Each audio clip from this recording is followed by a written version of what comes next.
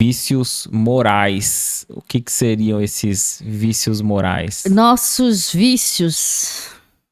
Vícios morais.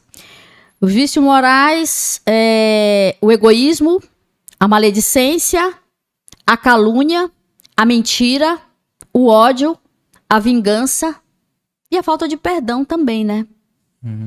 Né? Então, quando nós vamos falar aqui no capítulo 13 do Evangelho, parágrafo 9,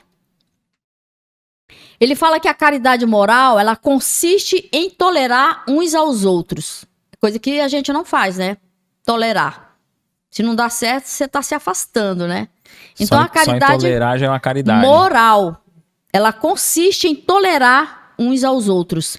E há grande mérito saber calar. Ser surdo não dá ouvido quando uma boca acostumada a zombar, a escarnecer, a ridicularizar e a fazer pouco caso. Né? Então ele fala que não observar o erro do outro também é caridade. E a gente sempre dá uma observada, né? E fazer o contrário disso é um vício moral, é uma queda moral nossa, né? Então, a caridade moral, ela consiste em tolerar uns aos outros, né? E ela fala aqui, é caridade saber calar, né? Então, saber calar. Então, você sabe que aquela pessoa já está acostumada, é viciada em falar mal, a zombar, a escarnecer, a brigar, a ter desavença. Eu vou ficar calada, pode ficar brigando à vontade. É horrível quando você tá brigando e a pessoa tá lá em silêncio, verdade. E é difícil, a gente tem que estar sempre meditando nessa palavra, né? Pra gente estar com ela sempre ali pronto pra vivenciar, né? Porque às vezes vem alguém perto da gente, faz uma armadilha, né? Como você mesmo disse no início, né?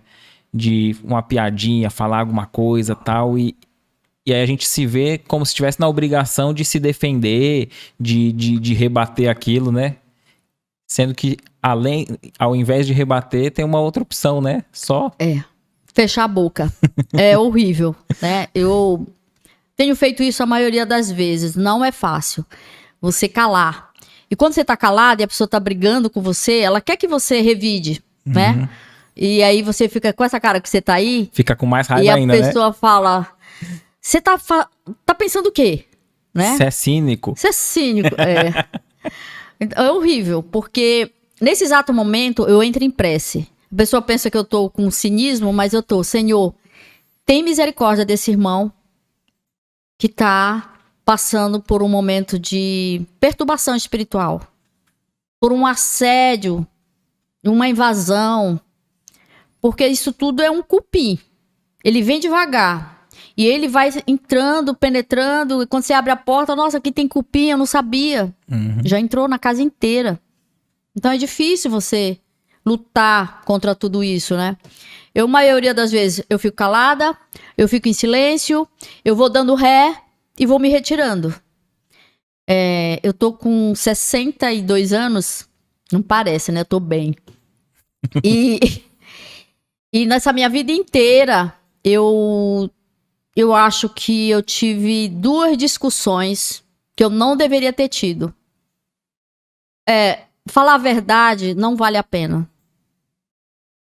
É dolorido para quem tá falando, para quem já tem o conhecimento, dói. Então, nesse exato momento, eu percebi, quando eu terminei essa discussão, que eu estava obsediada. Que não era eu. E é difícil a própria pessoa reconhecer, né? Porque quando você estava dizendo aí sobre pessoas assim que estão gritando, fazendo intriga, tal, maledicência, mas é difícil a própria pessoa se dar conta que ela é a errada na situação, né? É difícil. E você ter conseguido ver que estava nesse estágio. Eu percebi quando eu terminei a discussão, porque eu comecei a ter tremor, né? Eu comecei a tremer enquanto a pessoa saiu bem ofendida. E aí eu fiquei pensando, não sou eu. Eu sofri um assédio, uma obsessão, que eu dei brecha para que este mal, sabe? Porque vem um cutuca. Olha, fulano falou isso, fulano falou. Aí você vai lá, não, peraí. Então deixa eu consertar isso. Deixa eu tirar pratos limpos, né? Não é bom. E aí, no dia seguinte, eu encontrei com essa pessoa e eu abracei essa pessoa, pedindo, pelo amor de Deus, me perdoa, tudo que eu te falei ontem. Eu sei que é difícil apagar da memória quando você ofende, você fala uma palavra que agride, que fere, para retirar essa palavra. É difícil. Eu me abracei com ela, só que quando eu me abracei com essa pessoa, eu senti como se eu estivesse sendo apunhalada. Porque a pessoa estava com a sua moral machucada, com a sua raiva intacta. E me fez mal abraçá-la. Ela ainda não tinha digerido, né? Não. E eu pedi por tudo que ela me perdoasse, inclusive se ela estiver me vendo agora, não vou citar nome, né, que é muito chato, que ela me perdoe, porque eu quero sempre me inclinar diante da pessoa que eu tô ofendendo, sabe? Se eu tiver que me ajoelhar e beijar o pé da pessoa para pedir perdão, eu faço isso.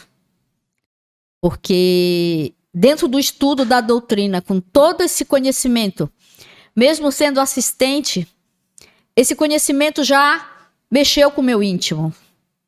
Então eu tive 2 discussões que não foram boas, né? Você falou uma coisa importante, que assim, você falou assim, foi uma influência espiritual ali, um envolvimento que eu tive, porque eu dei brecha. Dei brecha. Então, assim, se a gente estiver vigilante, essa influência espiritual negativa que quer fazer essa armadilha com a gente, ela não tem. O bem tem mais força, né? O mal nunca vai vencer. O mal, ele tem limite. O mal, ele tem limite, né? Mas se você, por exemplo, você veio, falou, olha, fulano fez isso. Aí veio outro, e cutuca. Você fala, pô, eu vou chamar atenção.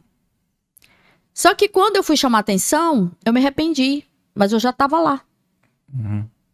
E não dormi a noite toda, porque eu queria que amanhecesse o dia para pedir perdão pessoalmente. Só que esse perdão eu teria que ter feito primeiro em oração, durante uma semana, para depois ir lá, não no dia seguinte, porque a ferida estava aberta. Verdade. Então, não é bom. Olá, você acabou de assistir um corte do nosso episódio completo. Para ter acesso a esse vídeo na íntegra e entender o contexto geral do tema, acesse nosso canal Recomeçar Podcast Espírita. Também tem um link aqui em algum local desse vídeo. Se inscreva e ative a notificação.